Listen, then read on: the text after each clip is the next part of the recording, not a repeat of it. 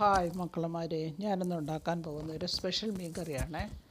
ഇതിന് വേണ്ടി എനിക്ക് ആവശ്യമുള്ളത് തക്കാളിക്ക മിക്സിയിൽ അടിക്കുക. ബാക്കി ആവശ്യമുള്ളത് ചുവന്നുള്ളി, വെളുത്തുള്ളി, ഇഞ്ചി, പച്ചമുളക്, കറിവേപ്പില, 2 വറ്റൽമുളക്.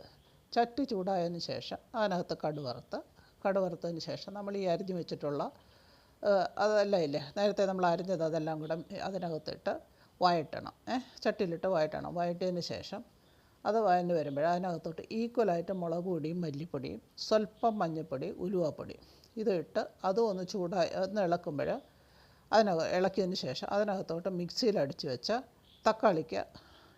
തക്കാളിക്ക് ഉപ്പും പുളിയും കൂടെ ഇട്ട് സ്വല്പം വെള്ളം ഒഴിച്ച് അതൊന്ന് തിളപ്പിക്കുക. അതിനകത്തോട്ട് നമ്മുടെ മുരിങ്ങയ്ക്കയും മീനും പറക്കിയിട്ട് 20 മിനിറ്റ് മീഡിയം ഫ്ലെയിമിൽ തിളപ്പിക്കുക. സ്വാദിഷ്ടമായ മീൻകറി റെഡി.